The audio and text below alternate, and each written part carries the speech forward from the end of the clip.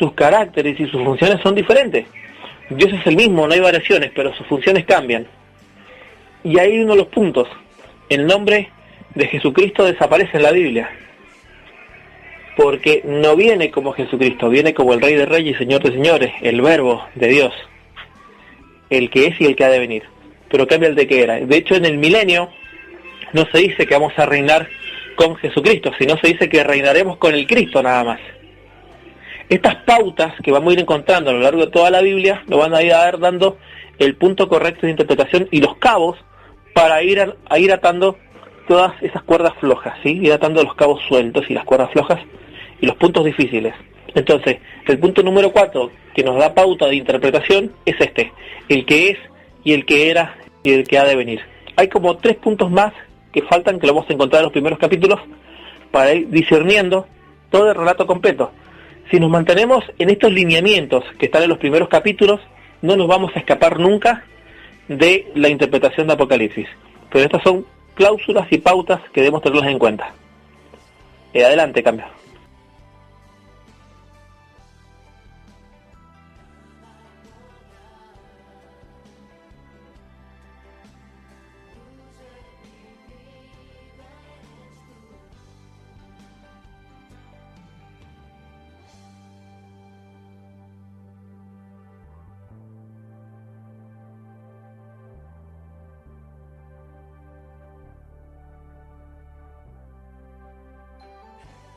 Apocalipsis 1.7, otra cláusula de interpretación para comprender los puntos del libro.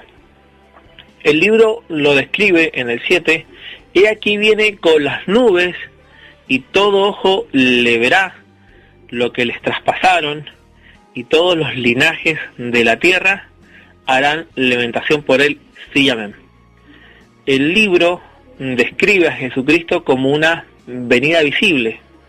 Apocalipsis, desde el versículo 7 en adelante, lo hace visible. Ahora, aunque el inicio del libro lo hace visible, entendiendo de que Juan está viendo, ¿sí? Esta es la introducción a la carta, ¿sí?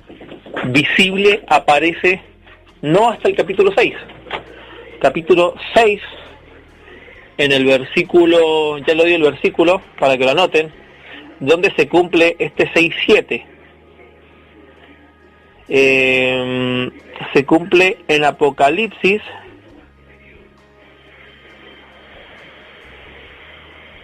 en el 15, 6.15. Hasta el 6.15 no se cumple. Lo dicho en el 1.7, en Apocalipsis 6.15.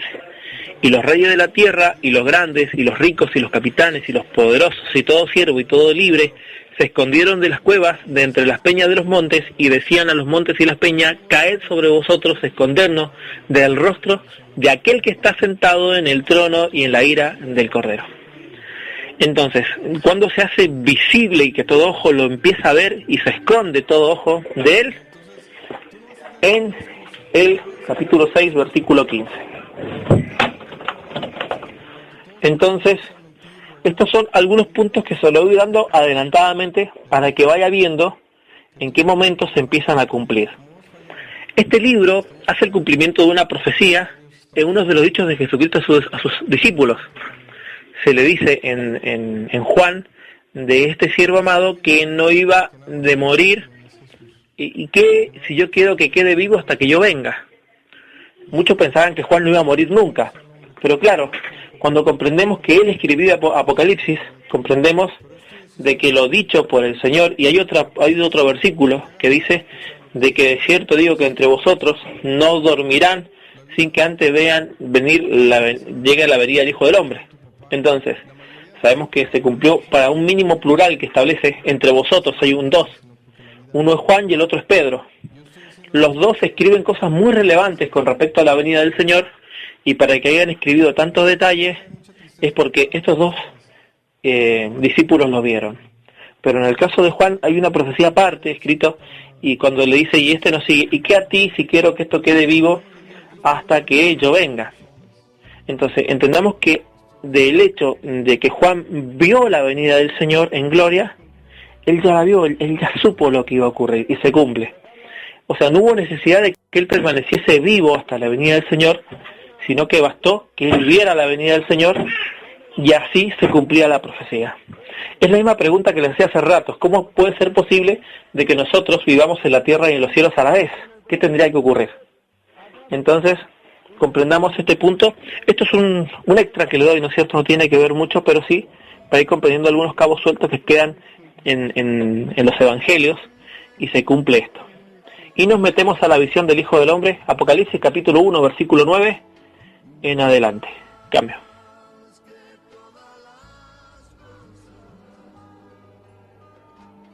¿Hasta cuál le leo, profe? ¿Del 1 al 9? ¿Hasta cuál? Cambio.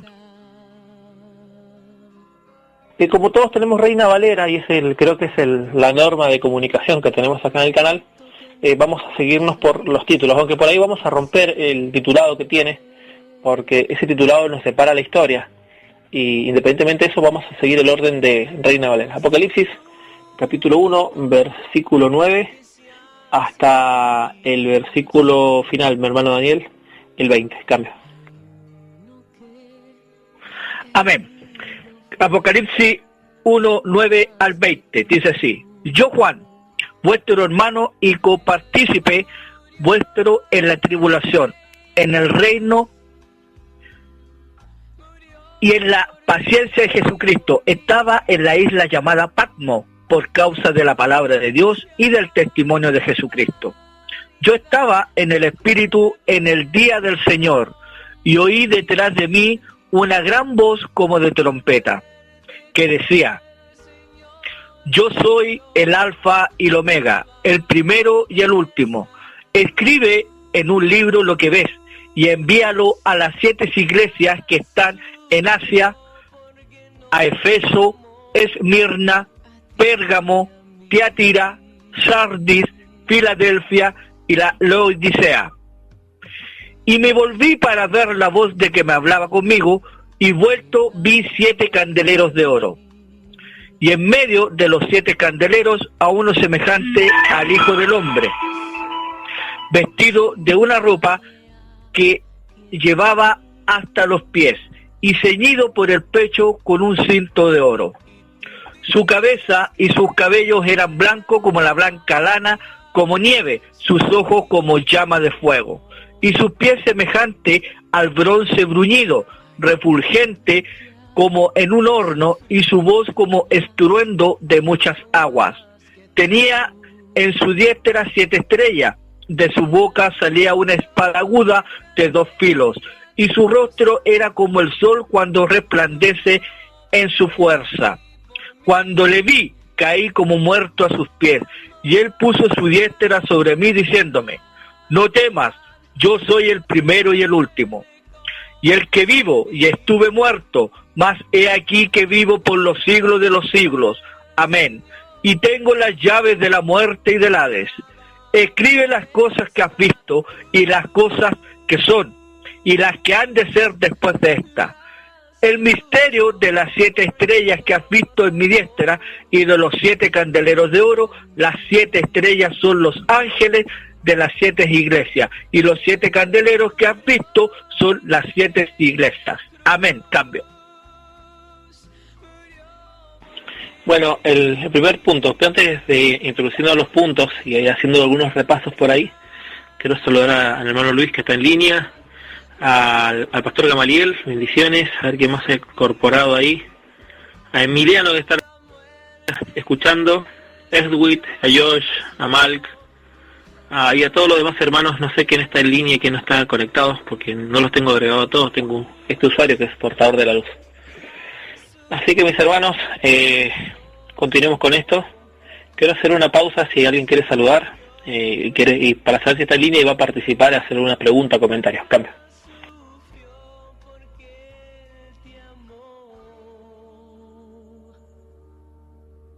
Sí, no me quedó claro lo que dice, no estoy seguro si es en el versículo 1 o el 2, donde dice que él envió a su ángel, donde estaba Juan. Ese ángel es Jesucristo. Cambio. Entendemos de que cuando vamos más adelante en el relato, Juan se postra delante del ángel que le habla y le dice: no te postres delante de mí porque yo soy consiervo tuyo. No es Jesucristo el ángel. Es ese ángel que aparece en escena más adelante y lo vamos a ir viendo, pero no es Jesucristo. El ángel parece que hay veces que se interpola, pero hay que ir entendiendo el que está viendo la escena, cómo se está viendo, y el propio contexto nos va a revelar de cada pasaje si es este ángel el que equivocadamente Juan se arrodilla o es Jesucristo. ¿Sí? Un punto importante, un tiempo para atrás tuve una charla con Pedro Eufrat y le decía si sabe interpretar la Biblia. Entonces le preguntaba que leyera Apocalipsis 1:11 y él lo leía y le decía: ok, ¿quién es este personaje? Entonces le decía: es Dios. Sí, correcto, es Dios. Pero ¿es Jesucristo? Decía: no, este no es Jesucristo. Entonces le decía: ok, leamos todo el contexto. Y lo llevaba todo el contexto suavemente. Entonces, ¿quién fue el que fue trabajado, atravesado? ¿Quién es el que en principio del Omega? ¿Quién es el que fue atravesado? Todo el viaje le vieron. Pues que es Jesucristo. Ok, y si es Jesucristo, entonces todo el capítulo habla de Jesucristo. ¿Quién es el 11? Y se hacía silencio. Y sí, pero no, y no sabía qué decir, ¿no?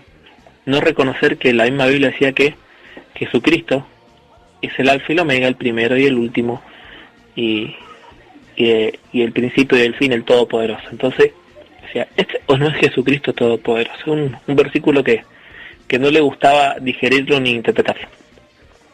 Pero para no irnos del tema, con respecto a la deidad de Cristo, ¿no? Ahora dice: sí, pero allá en la Biblia dice que Dios solo hay uno, y bueno, hay uno solo. Claro, pero hay que entender este punto de la Biblia. Este punto que di recién, que es, el que era y el que ha de venir, es muy diferente. Jesucristo no habla ni como el que es, ni como el que era, ni como el que ha de venir en Juan. Habla del Hijo del Hombre, habla del Verbo hecho carne. Ahora acá hablamos de Jesucristo resucitado en un cuerpo espiritual. Por lo tanto, son dos puntos diferentes. Hay otros puntos más, como Juan 17:5, que dice: Padre, dame contigo aquella gloria que tuve al lado tuyo. O sea, Cristo está hablando sin gloria, que deja la gloria. Estos son puntos importantes en cuanto a la deidad de Cristo.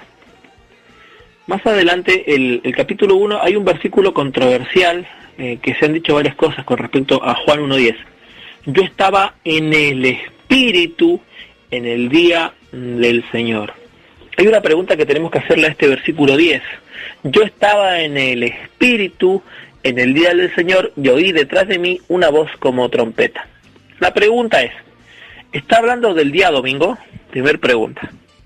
La segunda pregunta que debemos entender: ¿o está hablando cuál es el día del Señor en la Biblia? Debemos ver si habla del domingo o habla de un día especial que está anunciado en toda la Biblia. Y segundo, si él estaba en el Espíritu en el día del Señor, hablando de un tiempo que fue llevado en el Espíritu, o él estaba en el Espíritu el día domingo. Hay dos interpretaciones que se han hecho en este versículo.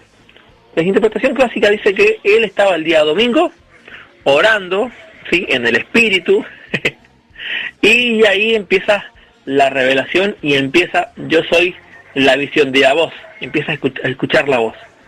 Otros dicen de que él entró en una especie de visión y ahí fue llevado al día del Señor, en el día del Señor. Entonces son dos posturas que se hablan con respecto a este versículo.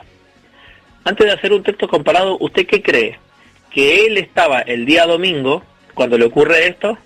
¿O fue que él tuvo la visión en el día del Señor, hablando del día del Señor grande y poderoso, ¿no es cierto?, que él fue llevado en el Espíritu en el día del Señor, como que su cuerpo estaba presente en un lado, pero él espiritualmente estaba en el día del Señor?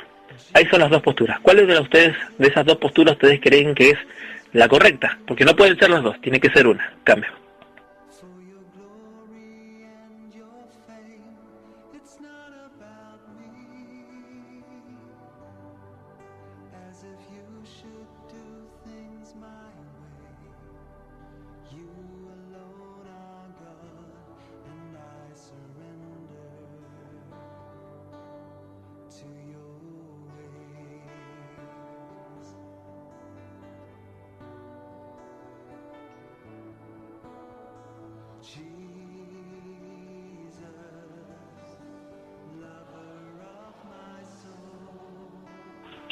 Miren, vamos a leer un texto comparado. Vamos a empezar por